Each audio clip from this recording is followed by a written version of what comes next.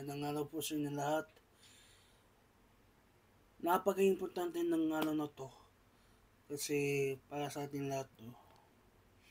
Ngayon po ay Ash Wednesday na kung saan ang ating pali naglagay ng noo sa mga tao ng cross o krus. Ito, nagsend ho yan ng GMA News. Ito, papasok ko lang nga. Ito yung John chapter 3 to 16. Ito yung New International Version.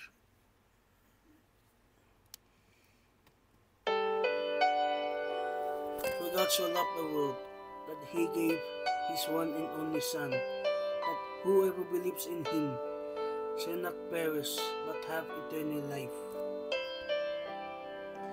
Ang ibig sabihin ng Tagalog, sapagkat gayon na lamang ng pag-ibig ng Diyos sa sangkatauhan, kaya't ibinigay na ng kanyang kaisa-isang anak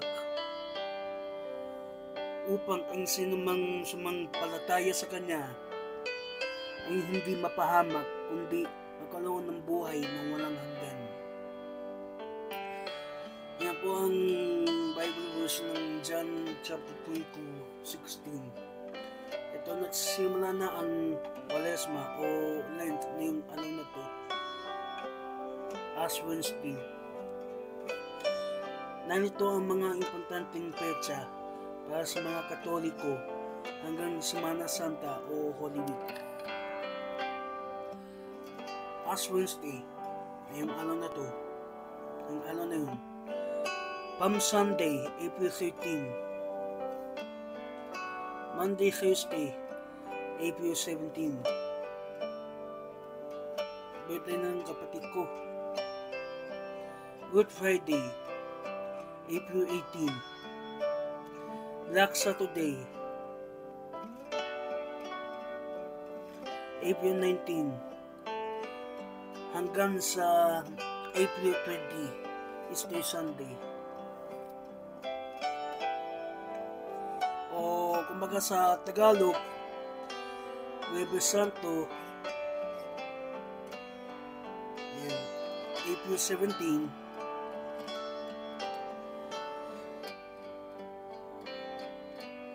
Yung una, April 13, linggo ng Palaspas. So, Palm Sunday, Monday, Thursday, Huwebes Santo. Ito yung April 17. So, April 17 po yan. Birthday ng kapatid ko, si Kino. Good Friday, Biyernes Santo, April 18. Black Saturday, Sabado de Gloria, April 19. Easter Sunday, yan, linggo ng pagkabuhay o Pasko ang pagkabuhay ng ating Panginoong Jesus, April 20. Yan po ang importanteng petsa para sa Holy Week 2025. At ito, may nakwento na ako sa inyo. Pakinggan nyo ng sasabihin ko.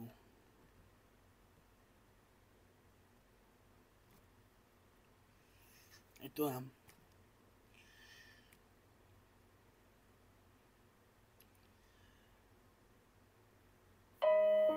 nag-a-attend si Jesus para sa Lord's Supper. At pagkatapos ng Lord's Supper, nasa labas,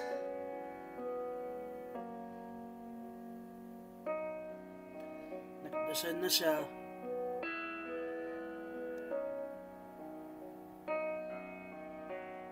At nagluhan na siya. Ang pawis niya ay dugo na at hindi yung tubig.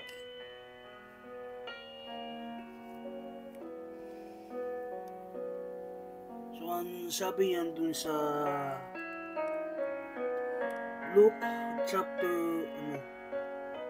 22 verse 42 to 44 na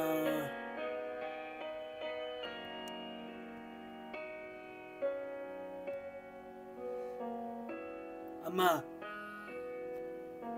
kung maaari ay ilayo niyo sana sa akin ang mga paghihirap na darating. Ngunit hindi ang kalooban ko ang masunod, kundi ang kalooban niyo. So, yan nun ang yung sinabi ni Jesus. Ito yung taon na to ay walang kasalanan eh. Kaya yung binugbukod ng mga tao hanggang sa kinabukasan na to, hinampas na siya. Grabe. Hinampas na siya ng malakas. At naramdaman niya ng sakit. Tapos, pagkatapos yan, nilagyan ng yung tinatawag ng kolonang tinik. Tapos, ang pinakamasakit yon ay hinawak na siya ng malaki at mabigat na krus na hindi na kayang buhatin. At ito yung pinakamanukot. Nagpako na siya sa dalawang kamay niya at sa dalawang paa niya. Dapat nandun na tayo eh. Dapat nandun na tayo kasi nagawa natin na maraming kasalanan. Pero binayaran niya ng ating manang Panginoon Jesus ng ating mga kasalanan. Ganun po ang pagmamahal ng ating Panginoon para sa atin.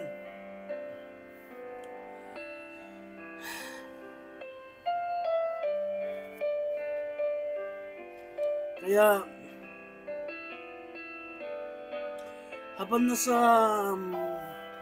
nasa krus ng kabalyo, tumingin na siya sa langit. Sabi niya, Ama, bakit mo ako binabayaan? So, ang feeling niya, na siya,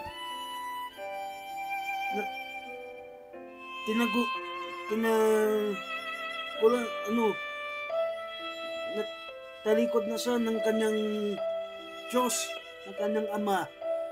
So, grabe yung pinatadaanan ni Jesus. Pinukbog, tapos lampas, nilagyan ng kulon ng tinig sa ulo niya, tapos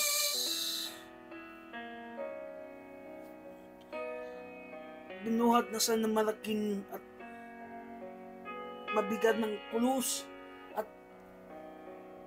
pinako. Ay sobrang sakit. Medyo manukod ng kwento na to, pero wala na tayong magagawa para sa atin lahat to eh.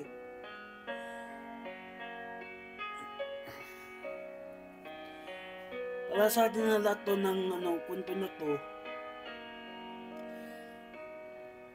Kaya na alam niyo kung bakit na ipinako na siya doon sa krus? Dahil sa pagmamahal sa atin. Dahil sa kanyang pagmamahal. Tandaan niyo mga kababayan, dahil ho sa kanyang pagmamahal, kaya binayaran niya ng kanyang kasalanan, o kumbaga naganap na, pinatawad na ng ating mga kasalanan.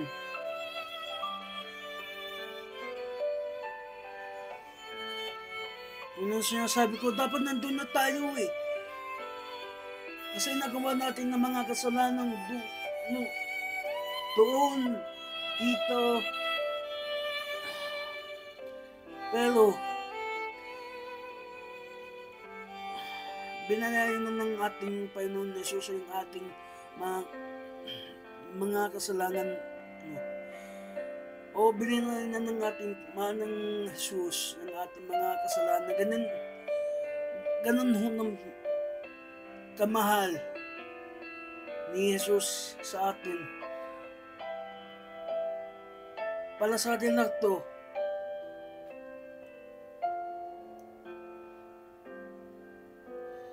para sa atin lahat to. Kaya,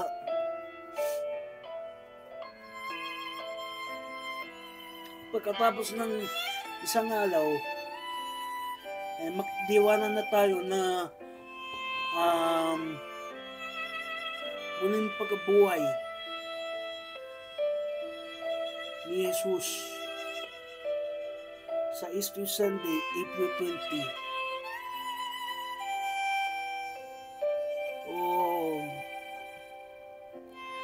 Medyo na-inspire na ako ng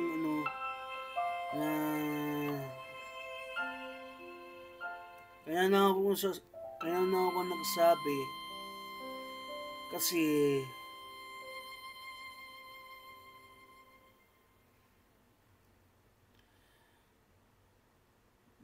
mahal tayo ng Diyos. Mahal na mahal tayo ng Panginoon Jesus.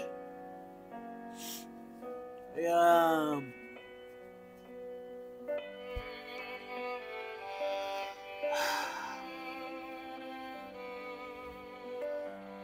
grabe ng pagmamahal ng ating Panginoon sa atin.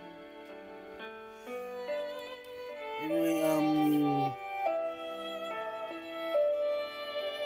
ang oras po natin ay 9:21.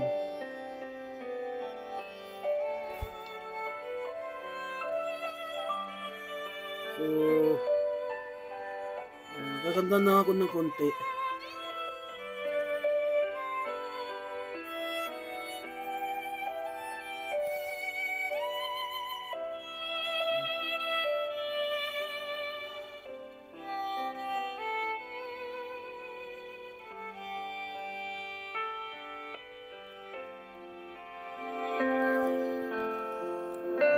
I forget Gethsemane, as I forget thy agony, lest I forget thy love for me, bring me to Calvary.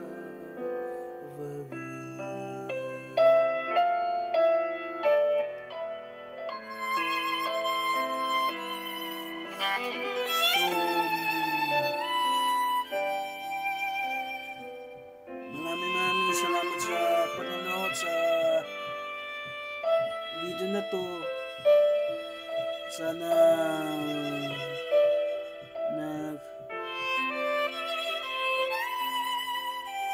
nalilig kayo sa istorya na to. Medyo malungkot ng kwento na to, pero yung sinasabi ko sa inyo, wala na tayong magagawa para sa atin lahat to.